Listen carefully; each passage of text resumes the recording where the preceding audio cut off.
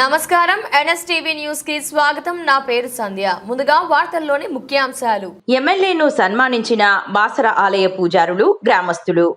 బాసర ఆలయ అభివృద్ధికి 225 కోట్ల రూపాయల నిధులు మంజూరు చేయించడంలో ఎమ్మెల్యే పవార్ రామారావు పటేల్ కృషి అమోఘమని, ఆయన సేవలు నియోజకవర్గంలో చిరస్థాయిగా నిలిచిపోతాయని ఆలయ పూజారులు, గ్రామస్తులు అన్నారు. మంగళవారం బైన్సాలోని ఎమ్మెల్యే నివాసంలో శాల్వాతో సన్మానించి అమ్మవారి తీర్థ ప్రసాదాలు అందించిన సందర్భంగా వారు మాట్లాడారు. ఓం ఐం సరస్వతే నమః. శరదేందు సమాకారే పరబ్రహ్మ స్వరూపిణి బాసరా పీఠనిలయే సరస్వతి నమోస్తుతే.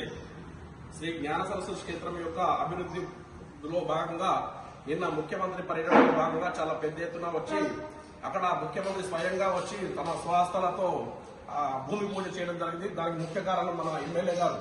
తనకు అవకాశం దొరికినప్పుడల్లా అసెంబ్లీలో బాసర గురించి చాలా సార్లు చెప్పడం జరిగింది. దానికి అనుగుణంగా అంతటా అది వ్యాపించి ఇది తప్పనిసరి చేయవలసి వస్తుందని సార్ ప్రత్యేకంగా ప్రభుత్వంపై ఒత్తిడి తెచ్చి నేను భూమి పూజ చేయడం చాలా సంతోషకరం. ఇది చరిత్రలో నిలిచిపోతుంది కాబట్టి ఈ యొక్క మహత్తరమైన కార్యక్రమం మన ఎమ్మెల్యే చేతుల మీద జరగడం చాలా విశేషం.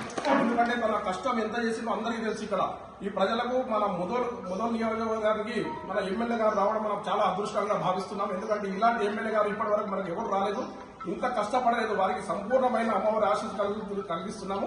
అదేవిధంగా ముఖ్యమంత్రి వారు కూడా మరియు మన ఎమ్మెల్యే గారికి కూడా ప్రత్యేక ధన్యవాదాలు చెప్తూ వారికి అమ్మవారి ఆశీస్సులు అందజేస్తున్నాము. సర్వేజన నవో నవో భవతి జాయమానో